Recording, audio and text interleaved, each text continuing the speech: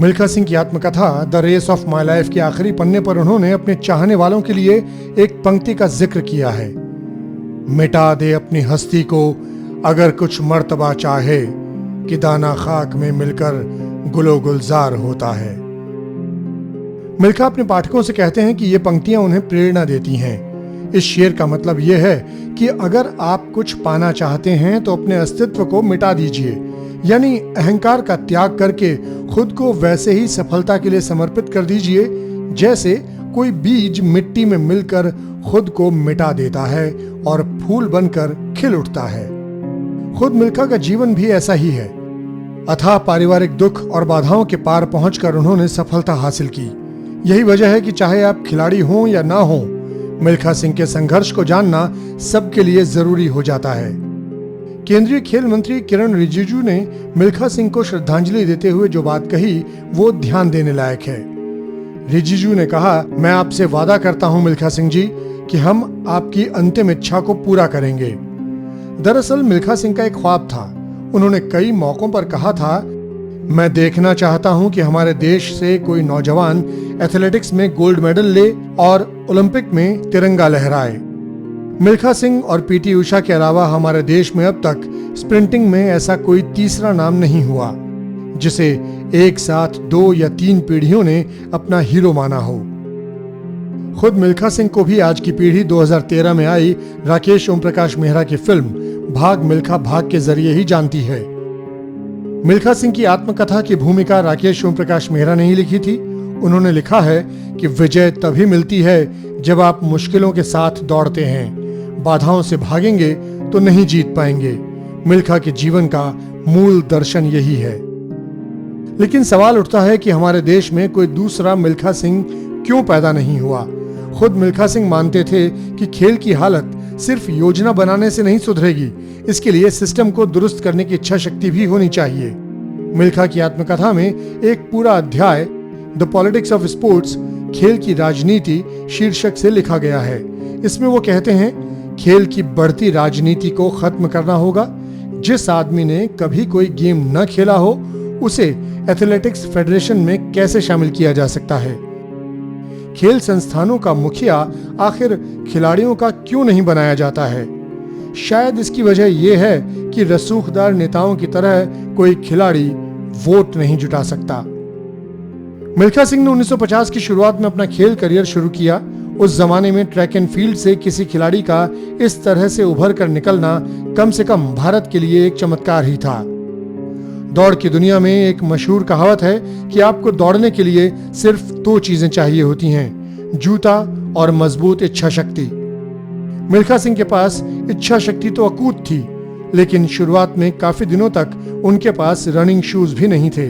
1960 में पटियाला में रोशन स्पोर्ट्स ने स्पोर्ट शूज का प्रोडक्शन शुरू किया। तब जाकर खिलाड़ियों के लिए कुछ सहूलियत हुई।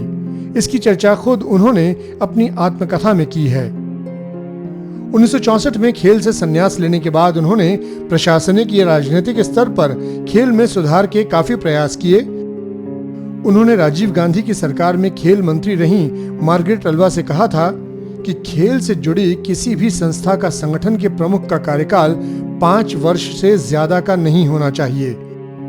उन्होंने आगे भी अलग अलग समय पर अपनी आवाज उठाई, लेकिन सियासत को उनकी मांग रास नहीं आई। सन 1991 में मिल्खा सिंह ने चंडीगढ़ में राष्ट्रीय स्तर की एथलेटिक्स एकेडमी बनाने के लिए सरकार से जमीन की मांग की थी। मिल्खा वहां हॉस्टल, स्टेडियम और ट्रैक वगैरह बनाना चाहते थे, लेकिन उनकी मांग नहीं मानी गई। उन्होंने कई बार इस बात का जिक्र किया कि भारत को कई बातें चीन से सीखनी चाहिए। 2008 में मिल्खा सिंह बीजिंग ओलंपिक के आयोजन में गए तो चीन में खेल की तैयारी को लेकर काफी प्रभावित हुए। आत्मकथा में उन्होंने लिखा, चीन का लक्ष्य है कि वो खेल की दुनिया में सर्वश्रेष्ठ देश साबित हो। चीन में छोटे बच्चों का चुनाव करके उन्हें अलग अलग खेलों का प्रशिक्षण दिया जाता है। ट्रेनिंग इतनी सख्त होती है कि एक जिम्नास्ट को एक ही एक्सरसाइज लाखों बार करनी होती है। वहां हार का विकल्प ही नहीं होता और जीत जरूरी होती है। मिल्खा सिंह मानते थे कि ट्रेनिंग देने वाली संस्थाओं को नतीजों के लिए जिम्मेदार बनाया जाना चाहिए। सफलता के श्रेय की ही तरह असफलता का भी जिम्मा तय होना चाहिए। इसी तरह वो इस बात के भी हिमायती थे कि कोच की नौकरी स्थायी नहीं होनी चाहिए, क्योंकि अच्छा काम न होने के बावजूद पेंशन की गारंटी मिल जाए तो लोगों का प्रदर्शन प्रभावित होता है। मिल्खा सिंह इस बात से भी चिंतित रहे कि हमारे देश में क्रिकेट की चकाचौंध के आगे बाकी खेलों की अनदेखी कर दी जाती है। उनका कहना था कि मीडिया में दूसरे खेलों को क्रिकेट की तरह कवरेज नहीं मिलती। क्रिकेट में कभी टेस्ट, कभी वनडे तो कभी IPL सालों भर चलते रहते हैं। क्रिकेट में पैसा भी है जो नए लड़कों को आकर्षित करता है, लेकिन बाकी खिलाड़ियों को उनकी सफलता के वक्त याद रखा जाता है और बाद में भुला दिया जाता है। मिल्खा सिंह मानते थे कि किसी प्रोडक्ट को बढ़ावा देने के लिए उसका प्रचार बहुत जरूरी है, फिर चाहे वो कोई किताब हो, फिल्म हो या खेल ही क्यों ना हो।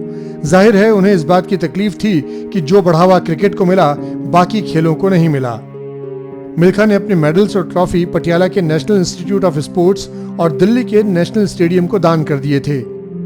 जिस स्पाइक्ड शूज को पहनकर वो 1960 के रोम ओलंपिक में दौड़े, उसे भी उन्होंने एक NGO के चैरिटी ऑक्शन में दान कर दिया था, जिसे भाग मिल्खा भाग के डायरेक्टर राकेश ओम प्रकाश मेहरा ने 24 लाख रुपए देकर खरीदा। 1970 के दशक में मिल्खा सिंह की एक आत्मकथा पंजाबी भाषा में भी आई थी। तब उनके पास सैकड़ों की तादाद में हर उम्र के लोग पहुंचते और कहते थे कि उन्हें भी मिल्खा सिंह बनना है। तब फ्लाइंग सिख का एक ही जवाब होता था, मिल्खा बनने के लिए साहस के साथ साथ पक्का इरादा भी चाहिए, एक मकसद चाहिए जिसे लेकर आप आगे बढ़ते जाएं। मेरा एक ही मकसद था, वो ये कि मैं और बेहतर कैसे दौड़ सकता हूं। इन सब के इतर मिल्खा एक कंप्लीट फैमिली मैन भी थे। उनकी आत्मकथा के परिचय में बेटे जीव मिल्खा सिंह ने अपने पिता के बारे में लिखा है, जब हम लोग बड़े हो रहे थे तब वो बहुत व्यस्त होने के बावजूद हमारे लिए और माँ के लिए वक्त निकाल लेते थे। शायद ये इस वजह से था कि पिताजी ने बचपन में परिवार के कई सदस्यों को खो दिया था। मिल्खा ने अपने जीवन में क्या कुछ नहीं खोया, लेकिन जो हासिल किया उसके आसपास पहुंचने वाला भी कम से कम मिल्खा के जीवन काल में तो कोई दूसरा पैदा नहीं हुआ।